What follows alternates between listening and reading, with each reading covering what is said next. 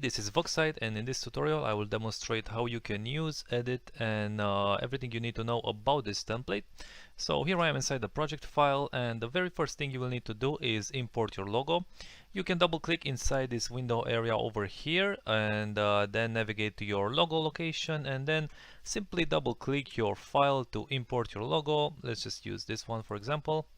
You can see now the logo is imported, and then you will have to go under .edit folder. Alright, drop this down, and here you will have a logo holder composition. Double click this to access it, and here you can see that there is already a logo which you can go ahead and delete, and you can also delete the tagline layer, text layer if you want, or if you want to keep it you can go ahead and do that. I'll just delete the logo file, so just click and delete. Then you will need to click and drag your new logo and drop it inside this area over here, and this will drop it inside the composition. With this layer selected, I will press S for scale, and I will drop the scale down a bit, and maybe reposition this just a bit, and maybe grab the text and maybe drag this down a bit, and just try to keep it centered. You can activate the title action safe border guides to make sure everything is centered and properly located. Maybe move this to the left a bit, and you can go ahead and double click this text layer if you want to change this. So alright, just to give you an example, and this is how you edit your logo composition.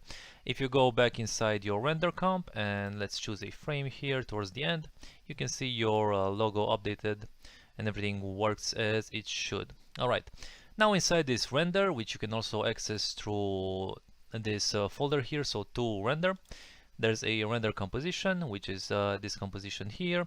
You can see that there are 3 layers here. This will be the SFX, so the sound effects if you want to export those when you render, the main comp, which is the actual comp that contains all of the comps, the pre-comps and the effects, and then there's a colors layer here. Alright, and if I go to the top to effects controls, and if you don't have this window you can just press F3. Just make sure you have the colors layer selected. Alright, and this will pop up the effects, and here for example let's choose a frame, and here you can do your color editing. Alright, so let's change the text, the sky. Alright, you can kind of see how this changes as I move the cursor here for the color.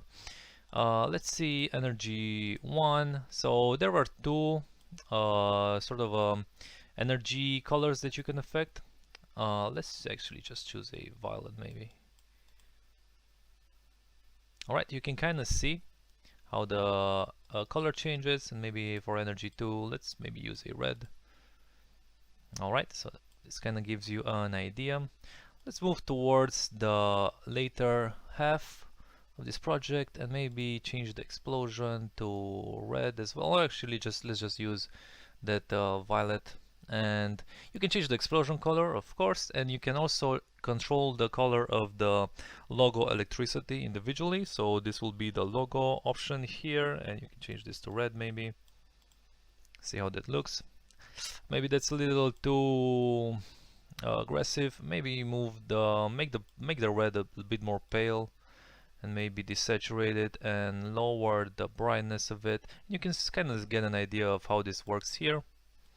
Alright, let's choose some more frames here. Make sure everything is the way you want. Maybe change the sky to more of a violet to match the other colors as well, and this will also change the colors in the first half of the project. Alright, so now with your colors changed, you can go to composition, go to pre-render and select your file name. Alright, and inside custom AV, the first thing here is select audio output if you want to export the sound effects, and for format you can go with H.264. This I can really recommend this format, and inside format options just make sure the target bitrate and maximum bitrate are pretty high, so maybe 150 low and max of 300. Profile high, level 5.1 should be fine. Hit OK again, select render, and you're done. So that's it. If you have any questions at all, just contact me through my profile on VideoHive, and I'll get back to you as soon as possible. So thanks for watching.